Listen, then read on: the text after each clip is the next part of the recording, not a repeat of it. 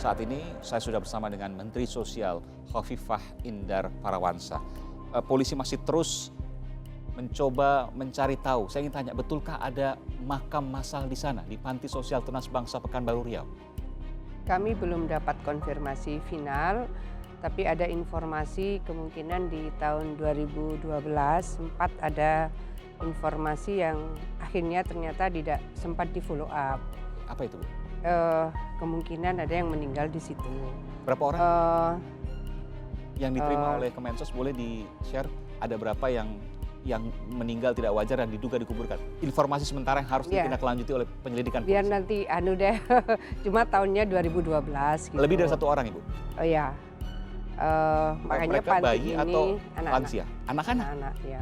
Makanya panti ini memang dari tahun 2011 sudah tidak lagi diberi izin beroperasi. Anak yang dikabarkan tahun 2012 itu meninggal dan dikuburkan di sana, lebih dari 1 orang, Ibu, tapi Ibu tidak bersedia untuk menyebutkan berapa karena masih dalam proses penyelidikan polisi. Saya tanyakan semuanya adalah anak-anak yang diduga meninggal tidak wajar karena penyiksaan. Kemungkinan penyiksaan, kemungkinan kurang gizi dalam kondisi Tidak dirawat dengan baik gitu ya? Dalam kondisi lemah sangat mungkin, kemudian potensi terhadap ketahanan tubuh sang anak juga melemah. Ini kan ada 3 titik, panti anak, kemudian panti lansia, kemudian panti ODGJ, orang dengan gangguan jiwa. Jadi yang terkonfirmasi yang di tempat anak itu. Panti ini, panti sosial ini bukan di bawah Kementerian Sosial, tapi di bawah pemerintah kota. Bukan juga, ini milik masyarakat, tetapi seluruh panti sosial itu izinnya, penutupannya itu dari Dinas Sosial tingkat 2. Di kabupaten kota? Iya. Mulai 2016 itu kemudian ditarik di tingkat provinsi, izinnya maupun penutupannya. Kalau ada abai dari sisi pengawasan, artinya dinas sosial di kabupaten kota yang seharusnya kemudian ditegur. Betul. Apa yang Ibu sampaikan kepada dinas sosial, meskipun bukan bawahan Ibu langsung? Ya, jadi karena mulai tahun 2016 itu sudah dibawa koordinasi Kepala Dinas Sosial Provinsi, saya sudah koordinasi langsung, saya sudah ketemu langsung dengan Pak Syarifuddin. Jadi beliau menyampaikan bahwa ini kan dulu sudah ditutup gitu loh. Nah, pada saat ditutup itu rupanya tidak diikuti oleh tindak lanjut di bawah, misalnya dikasih pelang bahwa ini sudah bukan lagi tempat penitipan anak misalnya, ini sudah bukan lagi panti asuhan. Yang ODGJ juga begitu, yang lansia juga begitu. Mestinya kan seperti itu. Nah, pengawasan yang paling mudah, paling dekat tentu adalah di lini paling bawah. Kalau misalnya Anda dikasih papan saja, maka tetangga kanan kiri sudah akan bisa memberikan pemagaran. Tolong jangan lagi ke situ, ini sudah bukan lagi panti asuhan. Tolong jangan ke situ, ini sudah bukan panti lansia, ini sudah bukan lagi panti ODGJ misalnya.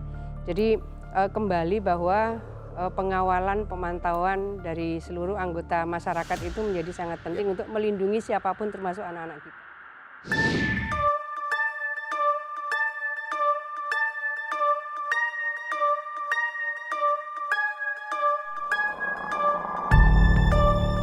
Selain panti asuhan, Yayasan Tunas Bangsa juga memiliki panti lanjut usia dan gangguan jiwa. Sama-sama tak terawat. Bahkan kondisi panti lansia dan gangguan jiwa terkurung dalam gelap dan lembab yang berada di tengah-tengah hutan. Panti asuhan dengan panti lanjut usia dan gangguan jiwa Tunas Bangsa berjarak 8 km di pinggiran kota Pekanbaru Riau. Saudara, dari panti asuhan, saya bergegas menuju ke panti jompo dan gangguan jiwa yang berjarak sekitar 8 km dari panti asuhan Yayasan Tunas Bangsa. Di panti jompo dan gangguan jiwa ini juga milik yayasan yang sama, Tunas Bangsa, dan dikelola oleh orang yang bernama Lili Rahmawati. Namun ada perbedaannya, saudara. Jika di panti asuhan terletak di tengah-tengah perkampungan masyarakat, maka di panti jompo, panti lansia, dan gangguan jiwa ini terletak di tengah-tengah hutan sawit.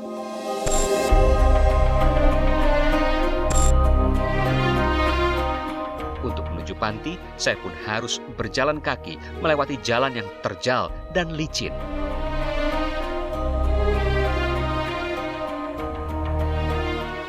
Dalam perjalanan saya menuju ruangan di panti, saya menemukan gundukan tanah mirip makam. Saudara, ini adalah tumpukan pakaian bekas yang diterima oleh yayasan dan tidak digunakan, hanya ditumpuk seperti ini. Jumlahnya ratusan, mungkin ribuan pakaian bekas yang ada di ruangan ini. Dan ruangan ini juga ada 2 ruangan, saudara.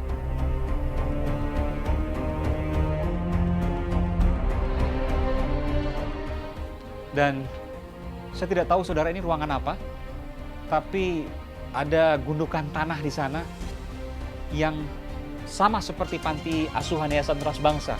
Dicurigai oleh polisi ada makam yang berada di lingkungan yayasan panti. Apakah ini salah satu yang dicurigai? Polisi akan terus menyelidiki terkait dengan apa yang ada di panti jompo ini.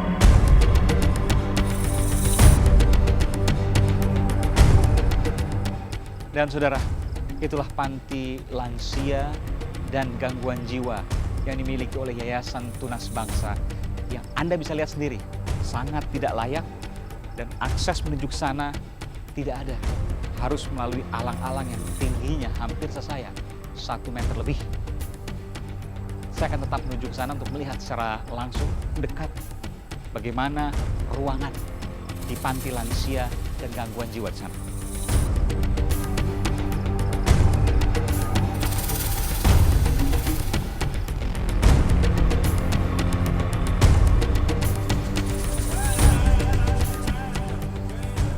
Cukup sulit, saudara.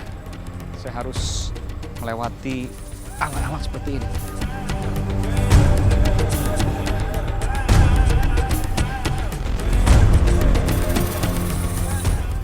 Misteri di panti ini masih terus diselidiki polisi. Bahkan salah seorang penghuni panti pernah bersaksi tentang pembunuhan penghuni panti lain yang diduga dianiaya. Ada perempuan yang barusan 15 tahun itu kan. Ya. Itu tuh 3 orang yang kalau itu tuh betul-betul mati disiksa, mati diazab. Di sini. Iya. Di sini. Iya. Kapan? Gimana? Hah? Kapan, Bang? Udah sekitar 2 tahun yang lalu. Dan inilah saudara, salah satu ruangan panti lansia dan gangguan jiwa luar biasa. Kondisinya luar biasa, sangat tidak manusiawi. Saya akan menuju ke ruangan di sebelahnya. Saya melihat apakah suasana yang saya temukan di kamar ini juga sama dengan ruangan di sebelah ini.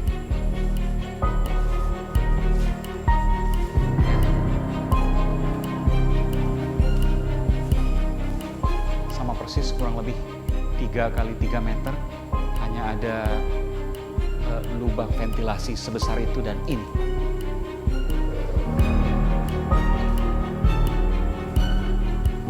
Dan setiap hari mereka harus melalui hari-hari selama bertahun-tahun.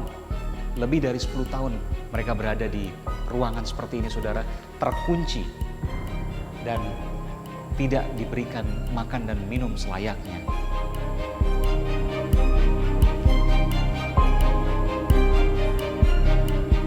Di belakang sana adalah hutan sawit yang tidak ada sama sekali perumahan warga. Akibat kondisi panti yang sangat tidak layak, ada banyak penghuni panti lansia yang mengalami kelainan jiwa. Saudara, saya menemukan ada tanah yang dicoba digali oleh penghuninya. Mungkin pada saat itu penghuninya ingin melarikan diri dari ruangan ini, tapi tidak berhasil. Ada sekitar hampir 1 meter tanah yang digali oleh mereka. Saya ingin lihat ke dalam, saudara. Hanya dengan menggunakan kayu ini.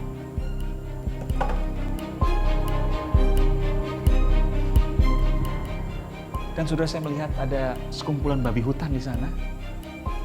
Memang di belakang ruangan ini persis adalah hutan yang tidak ada sama sekali perumahan warga. Saya tidak mendengar sama sekali ada suara apapun terkait dengan perkampungan warga. Justru yang saya lihat adalah sekumpulan babi hutan di sana.